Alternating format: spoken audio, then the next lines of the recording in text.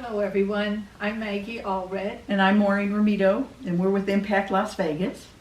and we're here with our fireside chat. We hope you're all well and healthy, safe, practicing safe distancing. Like we are. Right now. We wanted to touch base with you, kind of circle up, see how everyone is doing, and answer some questions about what's going on with Impact Las Vegas right now. And give you an update on what's planned, what's going to be happening in the future, and what we think we're going to have to do. I mean, all of us know that this is a tough time. We're all experiencing, the social distancing. We're all experiencing complete change. It's a new normal. And if we don't care for each other and care for our community, this is the time when it's needed more than ever. And the COVID-19 pandemic is really starting to kick a lot of our butts. Mm-hmm. And we wanted to let you know what's going to happen and what we think is going to happen down the road. We've been in contact with a lot of our sister Impact 100 organizations, and they're making a lot of changes, just like we're going to have to maybe do because of what's going on. For example, Impact Austin has decided that they're canceling all the site visits that they've got coming up with their grant semifinalists. Instead, they're jumping right to their finalists for their members' vote for who's going to receive their grant award. And they're also changing their grant award. They're going to do all their voting virtually. They're not going to get together for their annual meeting. They're instead of giving one $100,000 grant to each of their categories, they're going to split it and give a $75,000 grant to whatever organization actually gets the highest number of votes, and then $25,000 to the semifinalists that didn't get the votes. Impact 100 Philadelphia is also making some changes. They too are canceling their site visits. They're instead going to do some more online research to determine who their semifinalists are going to be. And they have some outstanding payments still owed to their grant finalists or grant award recipients from previous years. And they've decided to accelerate them and just issue them now totally unrestricted rather than what they're doing with the grant process. Good idea. Absolutely. Yeah. People are getting creative. They are. They have to in this particular time period. That's true. And a lot of our grant applicants are actually getting creative and doing things to help out in this pandemic. They are. So we've all come across 3 Square, just in the community and also through Impact. And they're implementing an emergency food distribution plan. I'm sure you've seen that with the kids' breakfast meals and lunch meals since they're out of school. Nevada Legal Services is providing assistance for foreclosures, evictions, any unemployment claims, things like that. You know, things that are affecting us now that they wouldn't have thought about maybe 6 months ago. Green Our Planet is offering a virtual academy with grades K through 5, teaching lessons from their farmers and chef teams, cooking classes, which is really fun. Vegas PBS, which we all witnessed last year as a finalist, is providing at-home learning resources, digital lessons. They're really dialed into that program. And Spread the Word Nevada.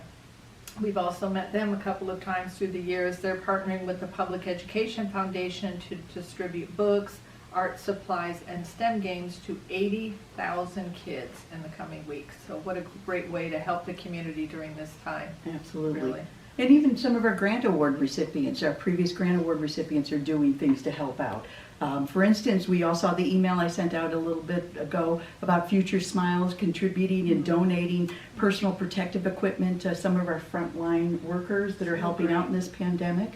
Nevada Child Seekers is actually offering their actual safety program for youth is actually now being offered virtually online. And even Boys Town, Nevada is doing what they can to help by offering resources for how to talk to your kids about fear during this whole situation, because that's probably one of the hardest things to get past is what's happening, what can I do about it, what's this going to be? Yeah, for all of us. Exactly. Kids and adults. Exactly. So what's going to happen with us? We're not absolutely certain what's going to happen for us. Sure, we're all in the same situation with other communities. How do we evolve? How do we make this work for the Impact members this year? Absolutely. I have a couple of ideas. We have. Well, and as Maggie pointed out in her President's message in the April newsletter, she pointed out that luckily we are already set up with how we evaluate our grant applications to be helpful, because we do it independently, which meant we didn't have to meet and hold grant review committees like some of the other impact groups do, Yeah. which has been very helpful. Yeah, absolutely. Yeah. But we got site visits coming up in May, Mhm. and what are we going to do about that? So we're exploring currently if whether or not we can hold those virtually, maybe do those online somehow and have people participate that way. We're taking a look at a lot of different options, including even having maybe to vote for our grant award winner virtually. Well, we all know how to use Zoom now, so that's the good news. I think so, absolutely. That's a very good point. We hope we're still able to meet in June and actually vote for the grant applicant. But as we said, we're exploring all the different options, and we'll see what's going to happen from there. In the meantime, we'll send you updates as we know it. We'll get back to you and tell you what's happening as we figure the stuff out. Yep, it'll evolve. Yep, it absolutely will evolve. And we're going to be sending out at least 2 emails in the next week or so to you. One to talk about our 2020 Members Award and asking for donations for that. That is actually the gift that we give to the or to the finalist that doesn't actually get our grant award in June. And then we had a great idea for Maggie about sharing contact information. You know, one of the fun things about Impact is getting together, and we were actually going to increase that. That was one of our initiatives this year, was to get together more often, which that came to a screeching halt.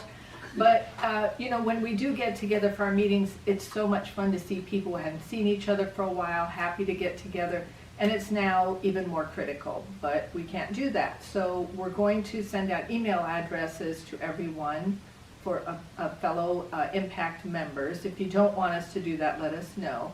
But it's a nice way to reach out to your friend that you expected to see at the annual meeting and catch up with them, and just reach out, check on them, make sure they're okay, let them know you're okay, and just keep that connection going, because that's really the beauty of Impact, is keeping us all connected. Oh, that's a great way to think of it. Thanks, Yeah. Maggie. Absolutely. So that's our little update. We just wanted to keep you informed. Stay safe out there. Keep washing your hands. Keep distance. Yeah. Dying for a hug, but not Yeah. not yet. So We'll take get together care. soon. We Take will. care, everybody. Thank you. Bye.